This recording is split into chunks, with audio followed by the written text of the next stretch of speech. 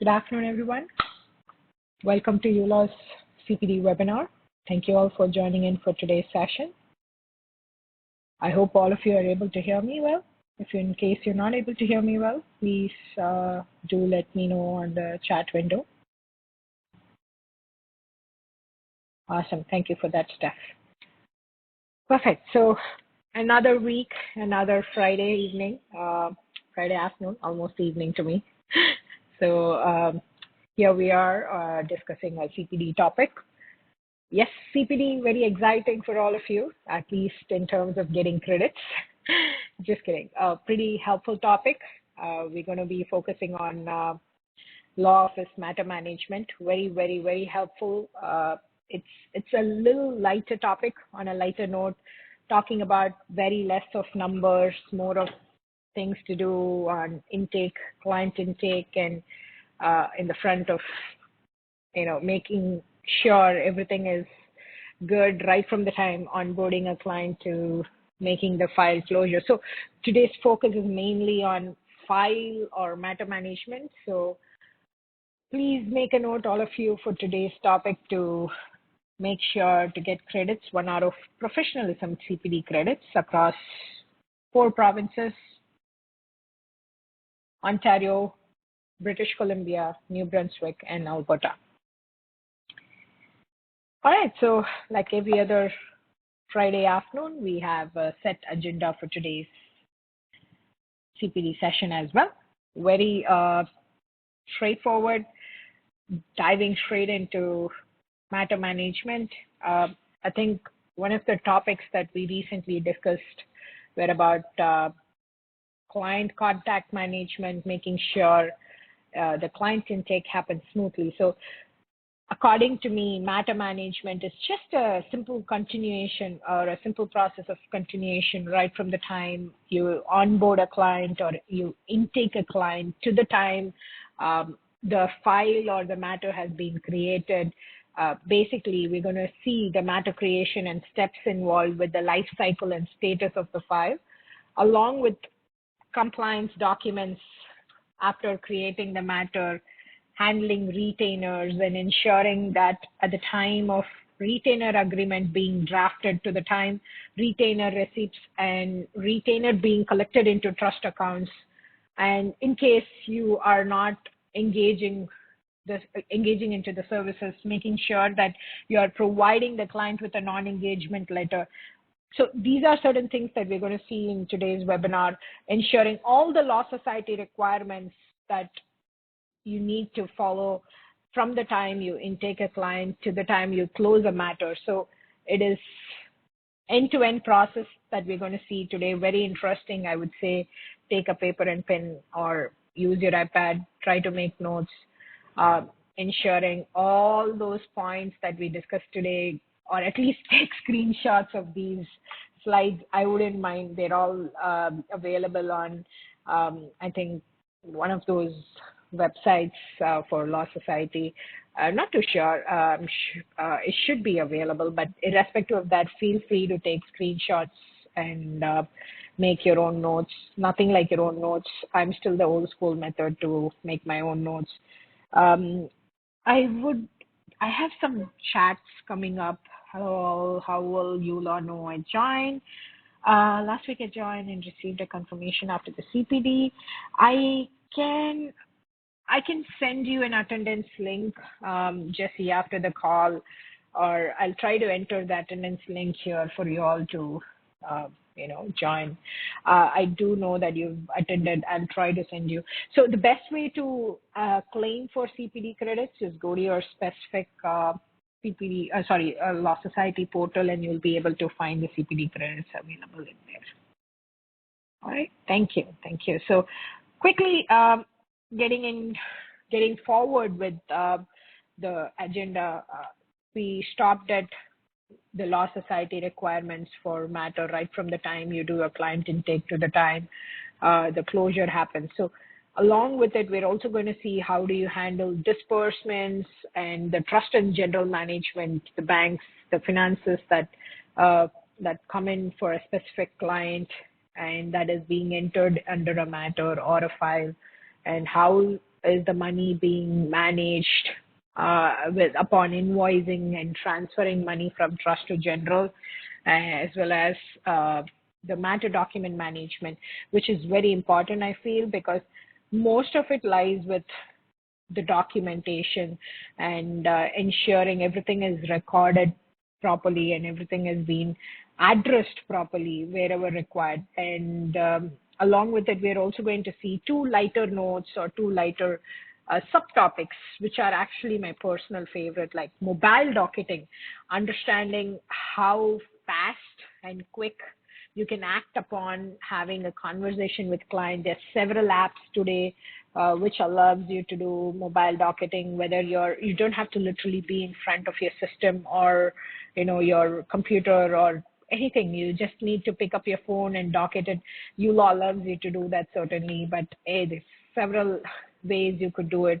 But yes, a professional app like uLaw allows you to do much better. So mobile docketing, rate management, and additional parties are typically, one of the most important topics, but they're on a lighter note that we're going to cover towards end of this session, along with matter analytics and fee book, seeing how various legal practice management areas make profit and loss, ensuring all of them are covered under your respective fee books are also to be noted over here. So I'm quickly going to proceed into the matter creation and steps includes the matter life cycle and status. So the status is pretty simple in terms of having a matter created under a specific client and the file being managed with the status for whether it is an open file or an archive file or whether it's a closed file. This is what we call as a matter management. So we will come to that part, but to go in a chronological order, when you are probably intaking a client, what are the main things that you need to know? What are certain things that you need to keep in mind right from the time you intake a client? Oh, very simply, to put forward, I think the first call that you and your client engage yourself into, that is something you will have to begin with recording the details, recording the calls, recording the consultations that you had with them, ensuring that the points that you've discussed have been recorded somewhere as a notes or as docket. So start off with recording data. Detailed recording of calls and consultations will never go wrong. It will help you to only get better with the let's say with invoicing, docketing, drafting your retainer agreements. The call or consultation can be helpful anywhere. So making sure all of these are put together in your dockets or in your notes or anywhere, like I mentioned, even your retainer agreement has the client responsibilities and your responsibilities very clearly jotted down. And moving further, let's say conflict check for confidential information. This is something that most of us tend to skip. This step is where it gets lost between your initial consultation with the client to the time the retainer agreement is being drafted, to the time your retainer has been collected. And in fact, you would have gone one step further with practicing the work for the specific client of yours. But somewhere behind it would strike that, oops, I had forgotten to do the conflict check for this client. But if you're ultimately a new entrepreneur, it's going to be kind of okay to come back and definitely perform a conflict check. But when you're already a few years into your practice and if you're not too sure about conflict checks, make it a habit to perform a conflict check immediately after your call. You don't have to even, in fact, wait till you're being engaged by this client. There's an approach where you can add them as a prospect client and always do the conflict check before they get back to you and retain you. So you could be one step ahead. We call it as proactiveness, where you can be a little proactive and add them as a ghost client or add them as a let's say as just a contact under your program that you're using. If you're using something like uLaw, you have a provision where you can add them as a contact alone do the conflict check, and then proceed with adding them as a client to open a matter. That's what I always recommend my clients to do. I simply add them as a contact, do a conflict check. Once you are sure there is no conflict, then you proceed with opening a matter for the file. So those are certain things where you can avoid making errors and make sure you're being compliant with the Law Society guidelines. And then the next step is where you determine your fees. You determine whether you're going to do flat rate or whether billable time. What is the way you're going to charge to your client?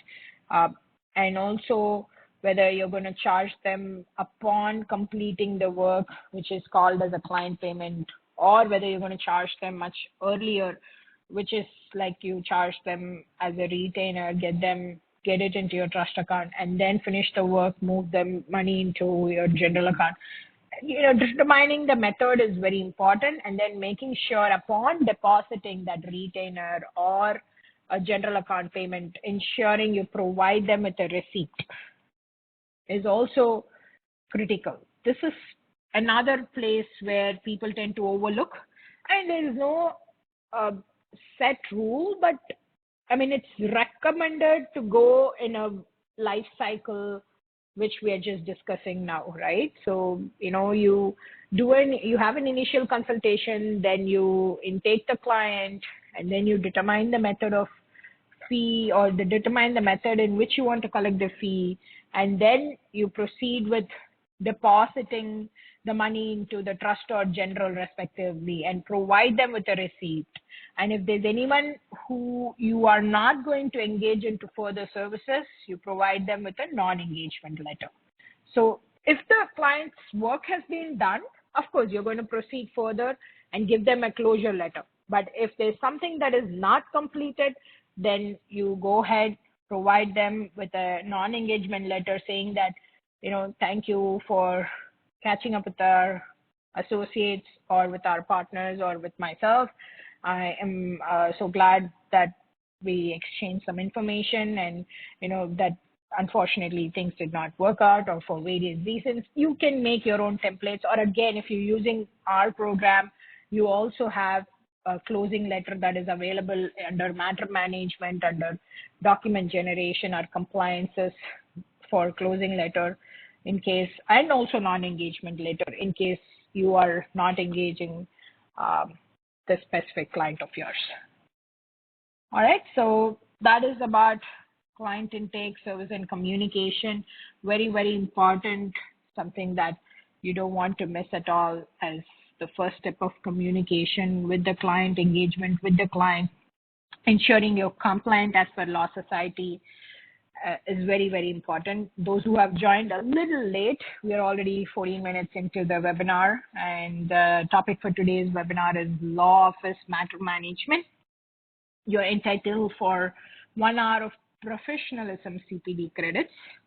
And so far, we discussed about what we're going to discuss today, the agenda, and also seen how important it is to know how you can intake a client and what are the things that you need to know right from the time you intake to the time you provide certain documents or generate certain documents or create in order for Law Society compliances.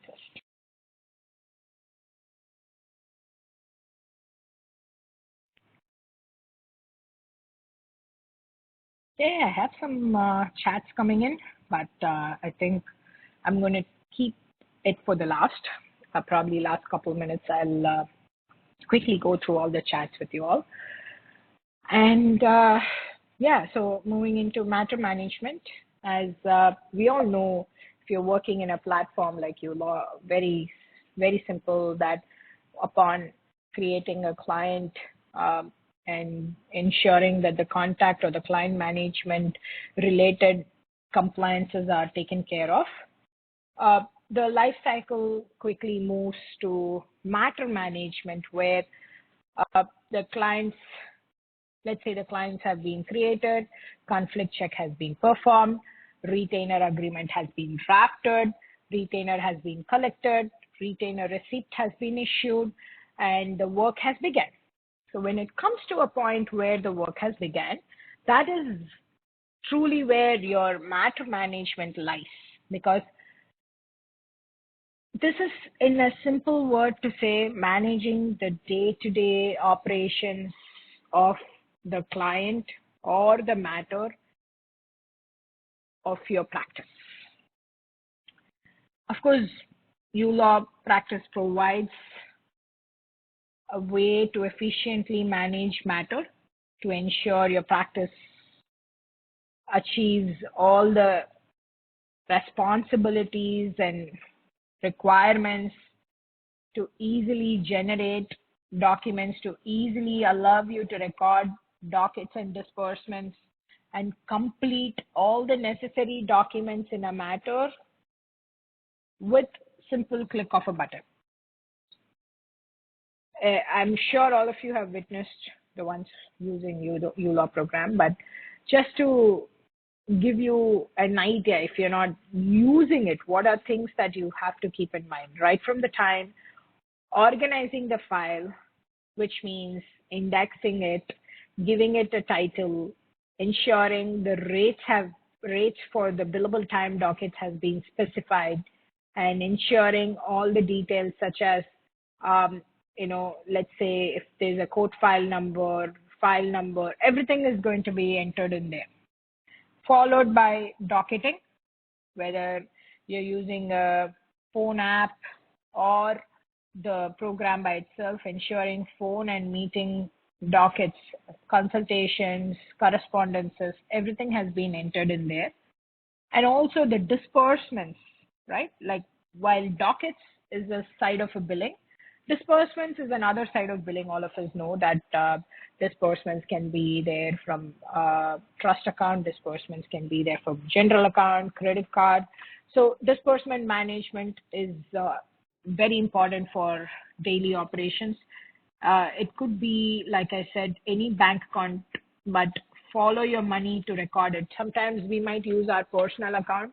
So ensure that you're recording it properly so that the details are not going to be mismatched from what you see in your bank statement. And then the matter status updating needs to occur. So all the details, including whether the file has been indexed, whether it is currently active or it is archived or it has been closed. So it starts off with numbering or indexing or giving a unique file number to the time you update the matter status, which is whether it's closed or archived, as just discussed.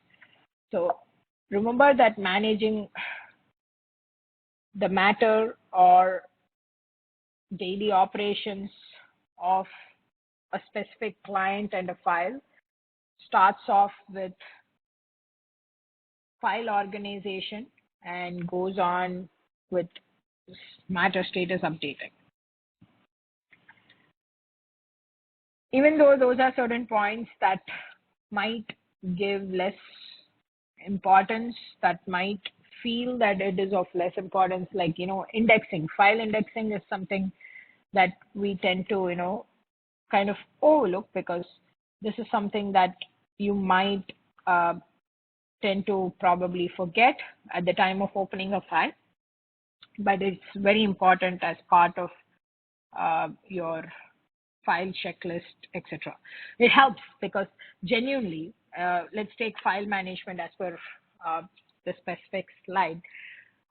Let's assume you have two different matters for the same client.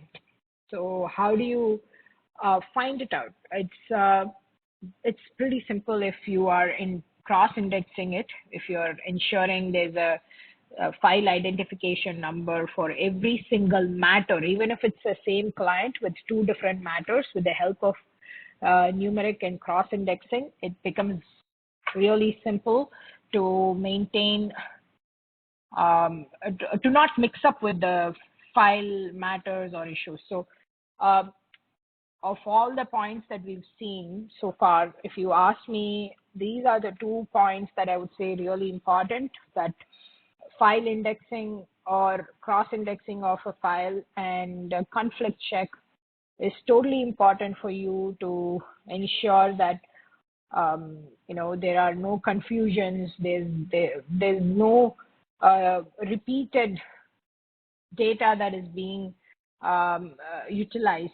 So if there's, for example, if you take conflict check, when you have one client and some additional party that you've added into it, and you find there is a conflict check with the additional party, mostly it is captured and it is rectified, or it is addressed at this point in time where you have a conflict check completed, because the cross indexing is helpful at the time when you have two clients, one client with two matters, and also the same client has an additional party, and that they then come back for a different matter and there's a conflict. So this is where most of the times you're able to understand. And then, of course, chronological and secure organization of electronic files.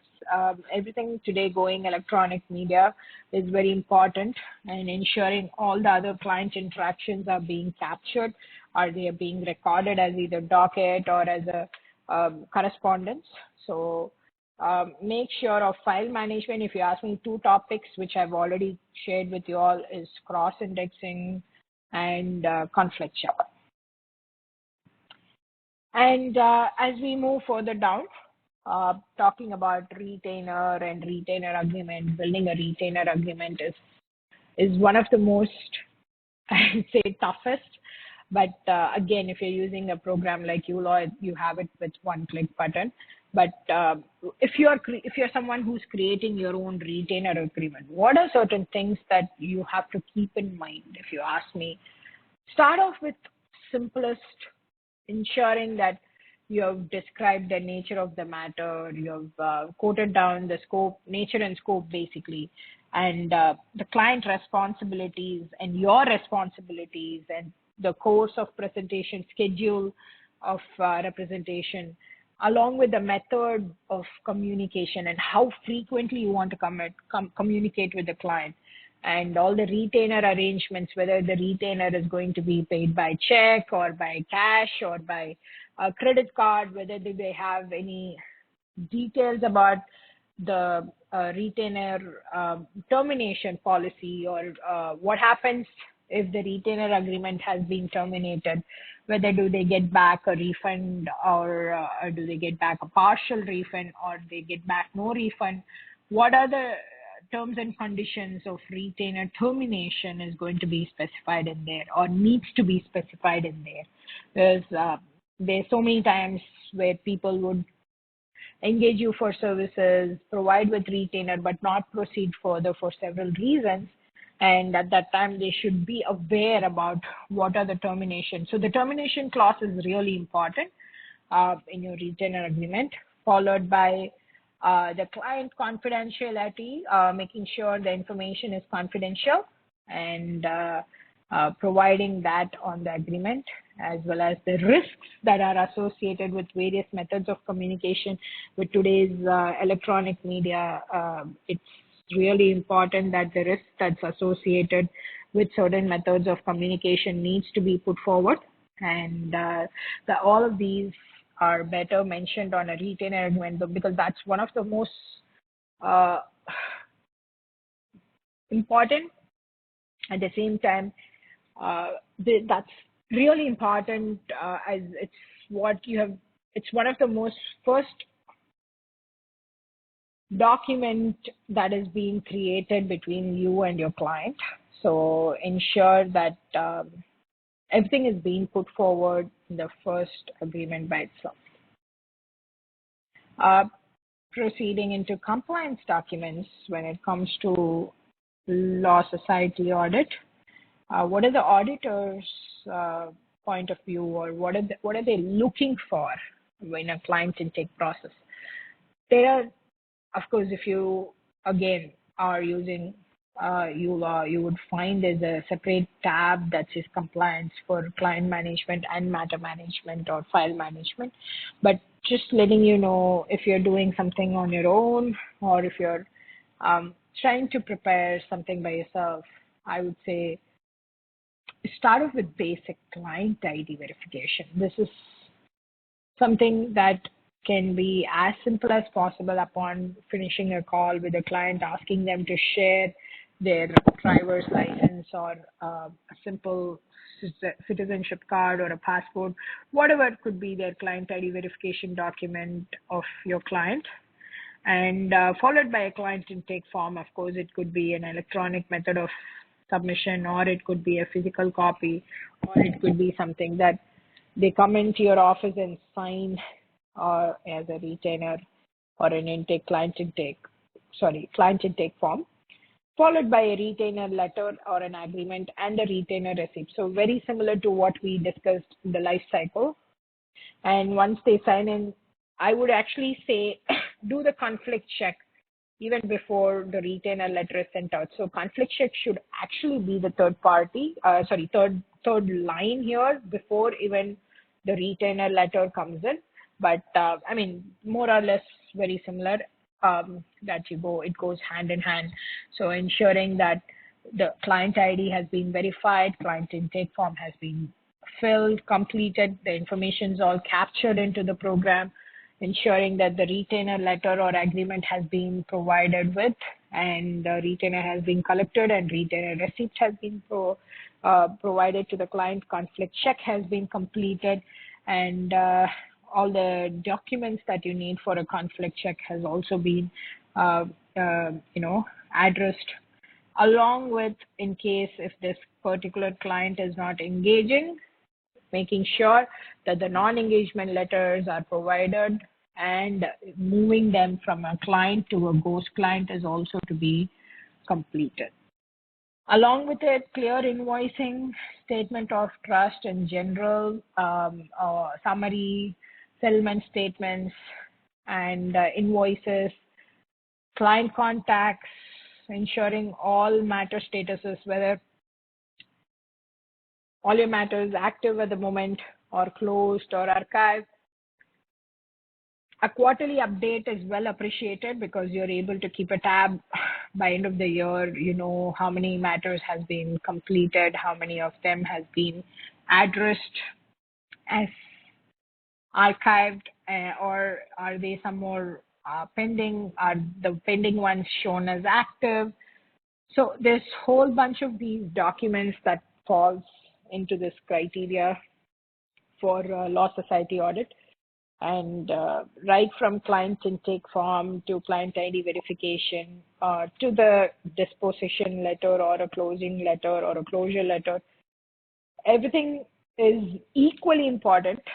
I cannot give a weightage saying that one is 100% important, another one is only 10% important. If you ask me, all of these 8 points that you see here, they're all at par.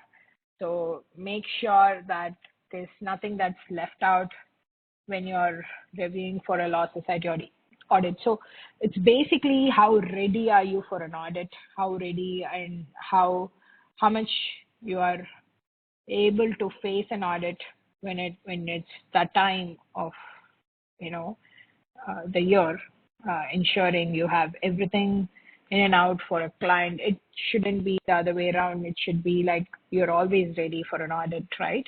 So that's what it's called. That's why it's called as audit readiness. So so that is what I would recommend all of you all to do. And how often do I reach my client?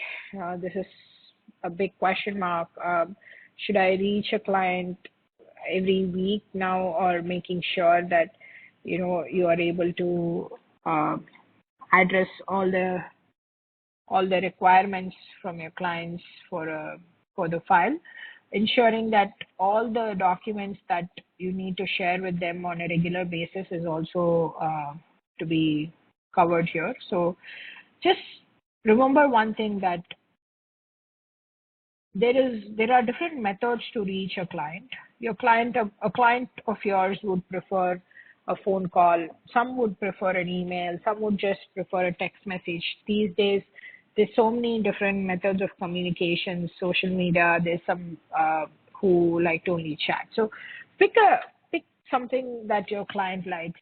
Make sure that you send them information in that method or media or channel, communicating to them all the details for the specific month, for the specific week, quarter, ensuring all of those that the law society recommend to you on an annual basis, on a quarterly basis, on a half-yearly basis, on a monthly basis too, are being addressed, for your trust accounts and your general accounts, and the documents to send to clients, making sure all the invoices are updated from time to time, all the statement of activity or settlement statements are also covered with all the details and information, quarterly updates, HST invoices are also being identified and made sure that it is being matched with the taxes to be paid for this quarter. And all the information in your settlement statements that covers all the dockets or all the billable time or flat rate, legal fee, basically, disbursements, discounts, anything with reversals, everything is being entered in there. And also, finally, upon closing the file, which is your matter, that the client understands that this matter has been completely closed is very important. So how do you communicate it to them?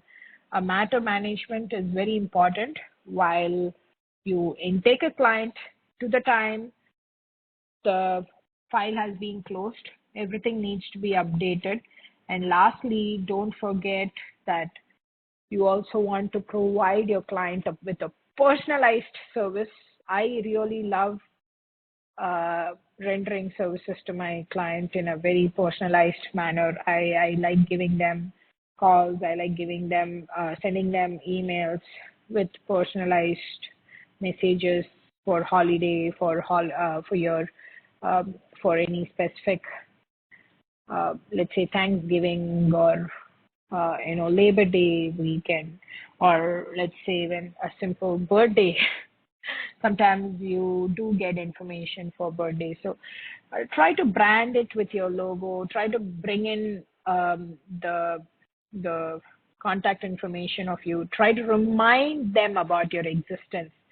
This is something that is slightly out of topic, but yes, don't just stick to your agenda. Sometimes it's okay to slightly move away from it.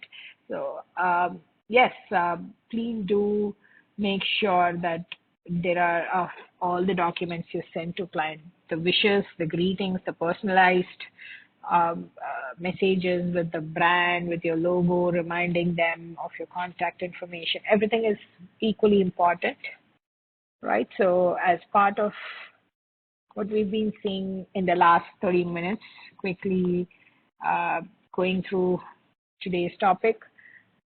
Topic for today's webinar is it's a 1 hour CPD credits. It's available for 1 hour of professionalism CPD credits across 4 different provinces: Ontario, Alberta, New Brunswick, and British Columbia.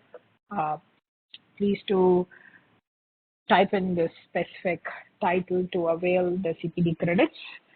And so far we've seen on professional obligations from the time of client intake to the matter management to the professional obligation for a file management, and also for retainer agreement, and now proceeding further with types of disbursements. I think one thing that I already covered was what are the compliance documents that you need for a law society audit, but I did miss the types of disbursements that I quickly want to go through with all of you.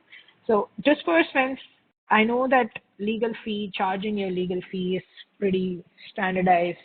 It's either billable time or flat rate. What more could it be? Like if you're doing a SABS, it's percentage of the, of what you're providing to the client. And if it's anything else like contingency or something, it's very straightforward. But when it comes to disbursements, all of us are a little confused on how it has to be recorded. So there's several ways in which you will be recording a disbursement. The easiest I always recommend to my clients is to follow your money. When you follow your money, it's very, very simple. You're going to be able to, capture the method of payment very easily, whether it was paid out of the trust account, whether it was paid out of the general account, whether it was paid out of the credit card, whether the credit card was business credit card, or whether the credit card was a personal credit card, so which is an owner's pocket. All of those are very important, and this is typically where all your, let's say, your recovery of expenses takes place.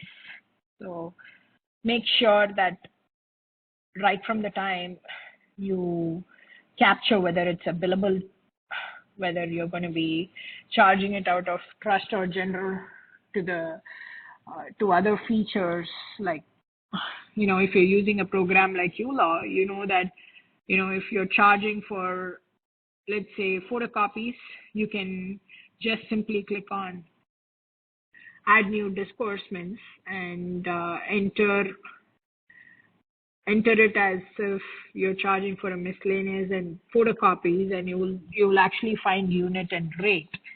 So you can fill it in directly, and you'll be able to get the total. So as simple as that, but making sure whether you are able to classify them as, whether it's an actuals that you're claiming for, or whether there's a profit margin in there, ensuring that you're using the appropriate account. So for example, you cannot use a trust account when you have a profit margin, because with a profit margin, you can only use a general account, because trust account is not your money.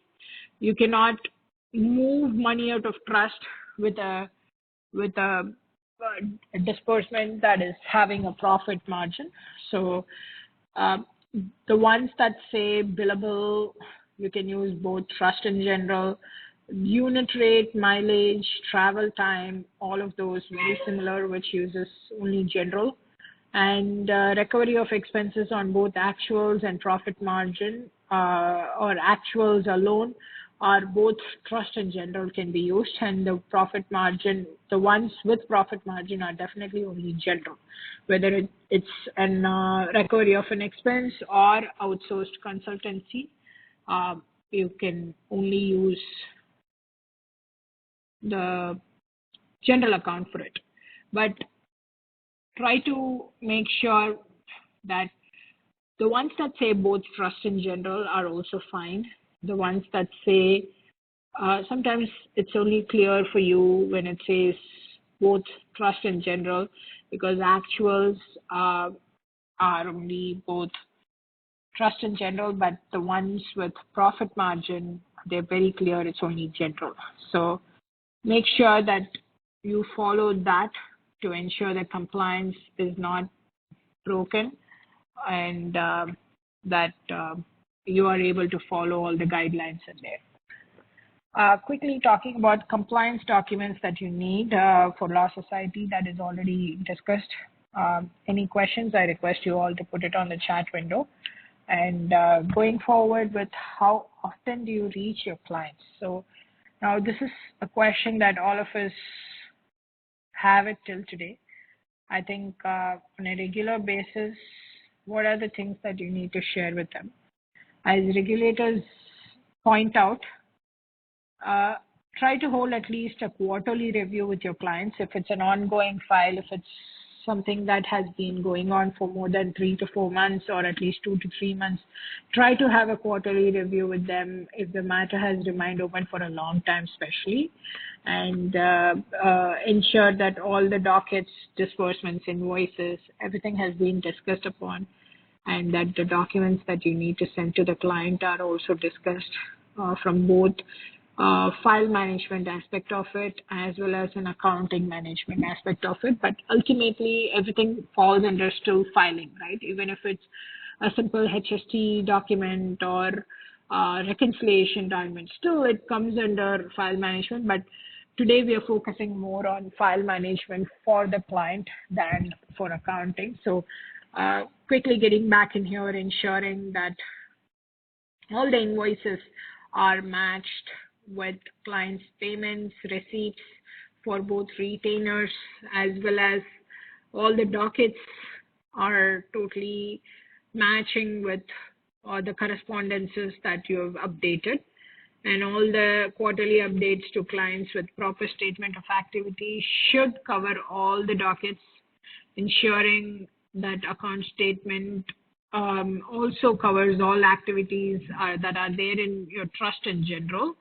And all your quarterly updated reports, or all your quarterly update comes on reports such as client fee book, taxes, aging report analysis, and other yearly reports such as statement of accounts, profit and loss, expense and income.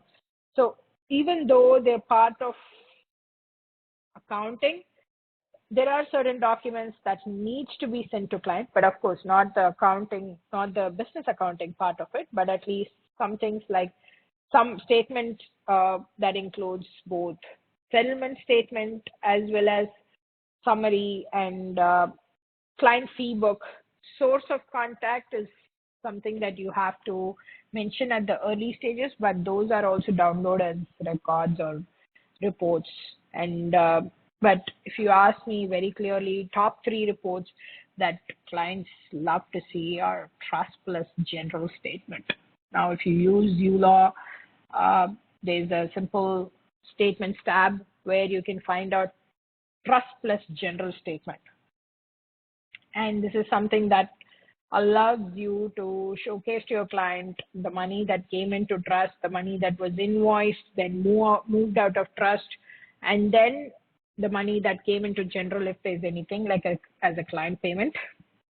And then the second top document that I personally also recommend that you should give your client is statement of settlement, final statement of settlement that they get with all the details of the client, that has all the dockets recorded, that has the summary of trust account, summary of general account, and other details. So when you're closing the matter, a final statement of settlement with all activity, legal fees, disbursements, charges, discounts, trust transfers, etc., are also showcased there.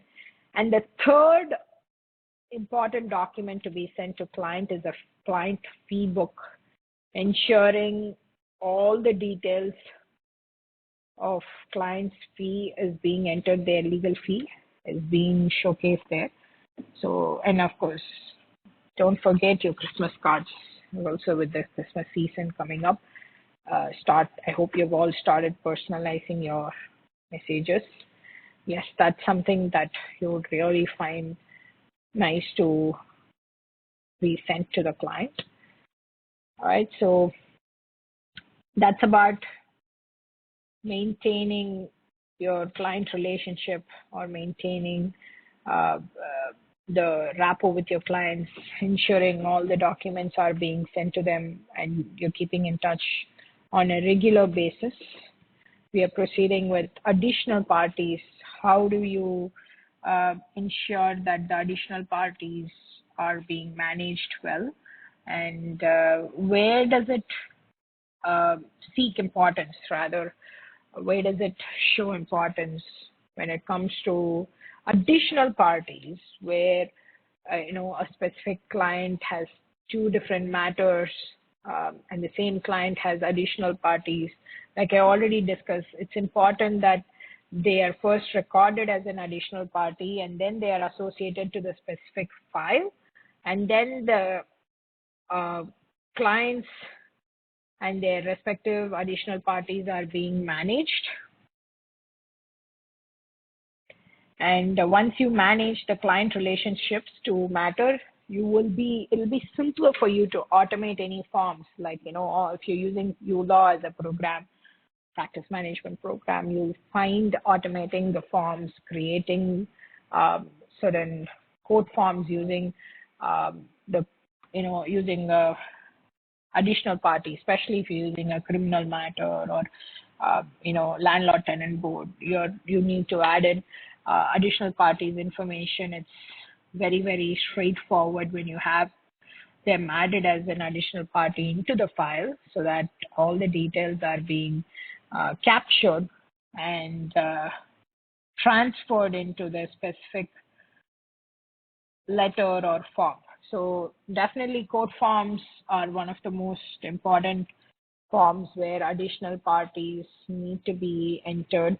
And when the additional parties are already entered in the program, it's much simpler as it's been utilized at 2 or 3 different places. Talking about matter analytics, I hope you all have understood the importance about additional parties, because additional parties play an important role with conflict check as well. Because if you're just adding primary party to the file and a few months later the same party comes up with another file and you don't realize there's a conflict as the additional party in that file has not been scrutinized, then it becomes an issue. So that is why it's important to have the additional party associated to the file so that the conflict check is thoroughly done at this point in time. About matter analytics, I know this is one of the most least thought about areas, at least. So all of us love statistics, but when it comes to making our own stats, it's a little difficult. So I love looking at pie charts, bar diagrams, but when it comes to a point where I have to make my own analysis or my own pie chart, bar diagram, I'm someone who I cannot handle it. I am probably going to go crazy with it. So I would love to learn it though. But yes, so in terms of analytics part of it, it's very important that you're able to capture the data so that you can come up with an output that makes sense and meaning, or that gives meaning to the output. For example, let's take that you've been adding all the data from day one. You've added all the inputs such as receipts, all the outputs such as disbursements, transfers, withdrawals, basically. So the deposits minus the withdrawals, let's say there's a certain amount of profit. So this profit is captured into a specific bar diagram showing that for this specific area of practice, this has been a profit, this has been loss. So when it comes to matter management, there's a place where you can actually, if you're using uLaw again, just letting you all know, there's a place where you can enter the legal practice area of management. So try and, sometimes we just put other and go on. But if you're somebody who does 2 or 3 different area of practices, it is very important that you notify it so that end of the month or end of the year, this is probably the status of the matter, right? This is what you've done as a profit, or this has been a loss over the last few months. So why has your firm not been doing well for so many months or so many days or so many weeks, and why has it been a low, like a downfall?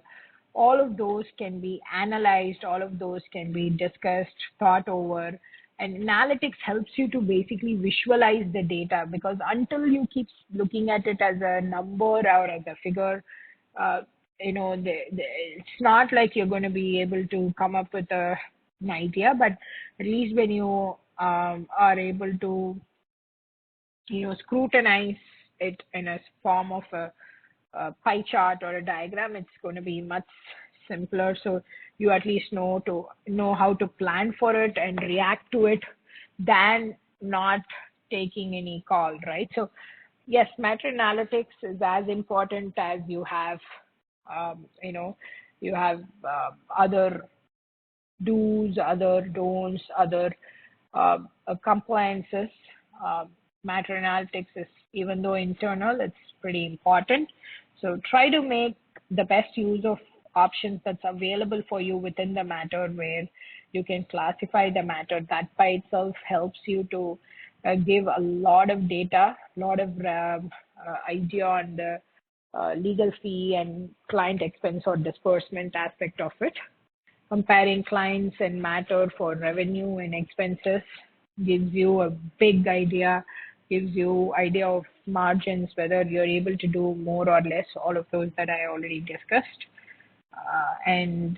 Yeah, so try and focus a little bit on the firm's health, because over a period of time, you know that it helps you to visualize the data better and perform better. Because when you're able to visualize the data, you're ultimately able to provide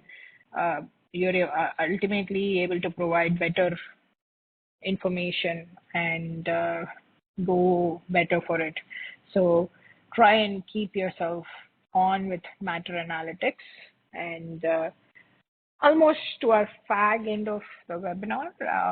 I know that Good Friday afternoon, all of you are trying to stay up to get your CPD credits, but I'm sure a lot of you will benefit from this specific webinar, because it's something that we all don't focus on a day-to-day basis, which is matter management. We all tend to overlook a lot of these points that we've discussed from the very first minute.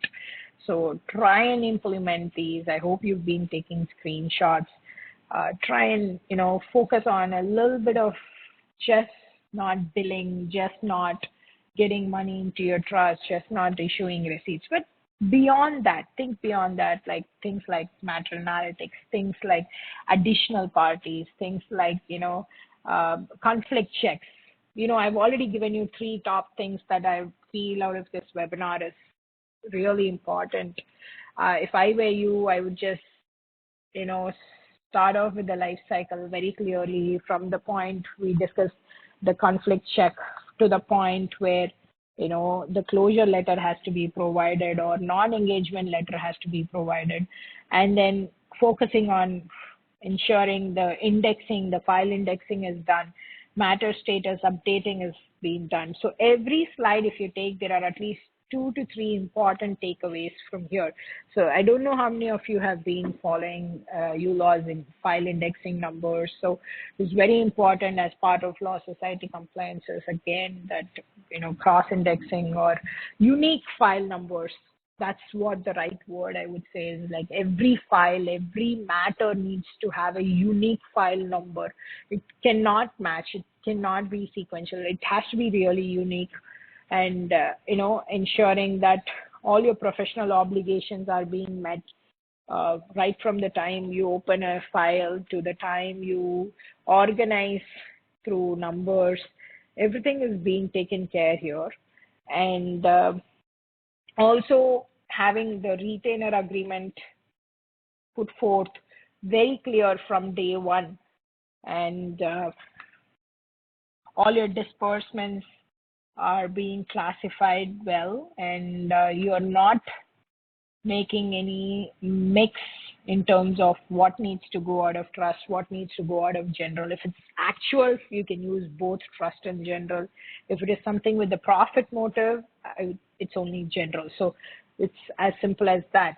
And compliance documents for Law Society audit. We all know right from the time client ID has been verified to client intake form to retainer letter, retainer receipt, conflict check, non-engagement letter, invoicing, statement of accounts, statement of settlement statement, contact with matter status, whether it's open, close, is active, close, archive.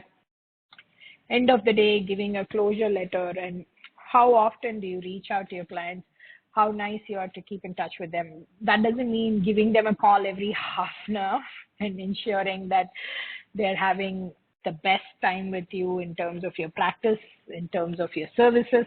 That's not what I mean on how often do you reach out to your client. Ensuring that, of course, we're all professionals at the end of the day, we know our limits, but ensuring that you're still able to keep in touch with them in various ways and in a different manner that we already discussed, in terms of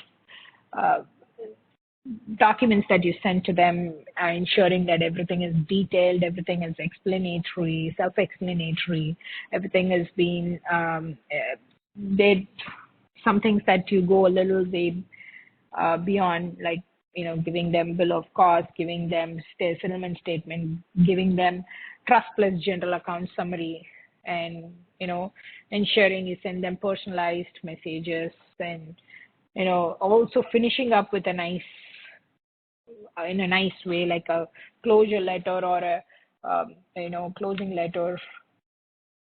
And we also saw about additional parties where when you're using code forms, or when you're doing a conflict check, how additional parties turns out to be very important.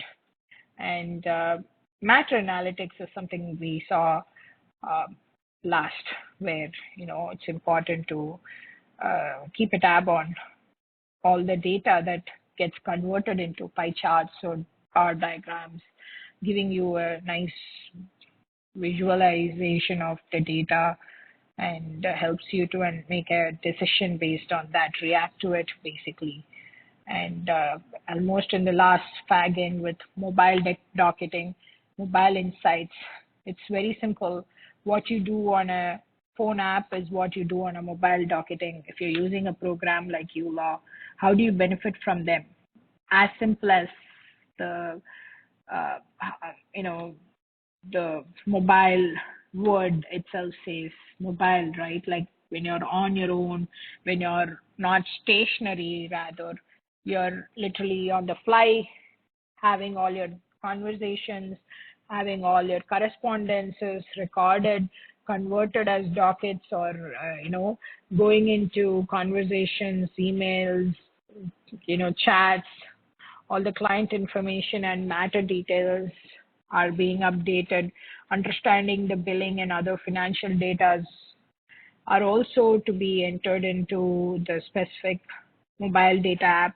If you're using, again, a program like uLaw, whatever you enter in your mobile app as docket gets into your system. While you're on your system, again, when you log in, you'll see all the details are being updated. So if you're using, again, this program, you would find that you can add in all the details, including docketing. And the moment you, for example, let's say you open uLaw app and you go to contacts, you click on the client's name, and then you enter you click on the phone symbol beside the phone number, and then it immediately calls your client.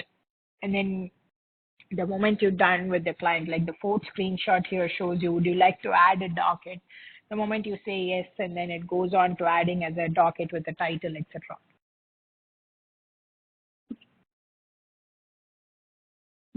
So in today's world, with everything being so fast, quick, this is something I really recommend to all of you to try.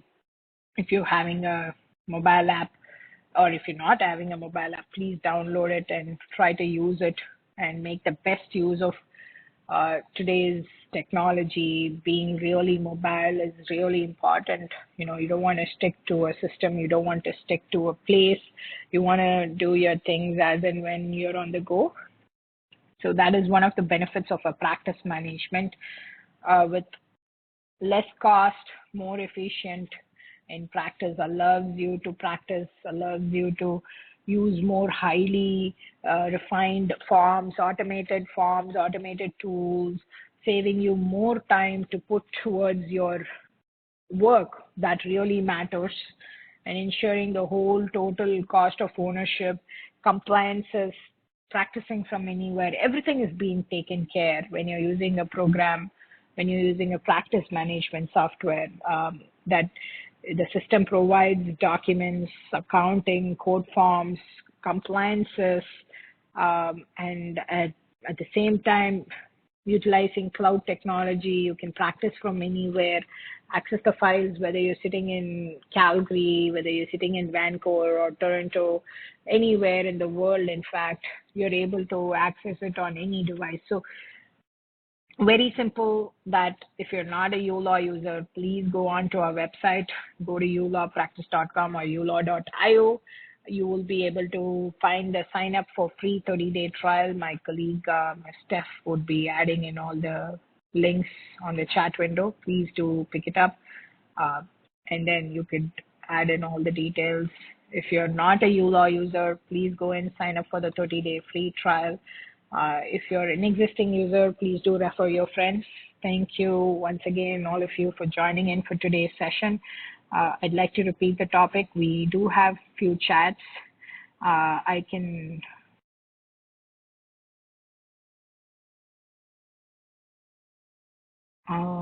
do have certain questions. All right, I have Jesse's question that is about attendance link. Jesse, there is an email that you would have received at 1:45 p.m. today that will have your attendance link on it. Please do click on that link. If you have not received that email, I request you to email us on support@uLawPractice.com, and our support team will definitely share the details with you. Just to keep a little short with this recording, I'm going to quickly stop the recording, but I will carry on with the questions. Thanking you all once again for joining in for today's webinar. Question from viewer 16.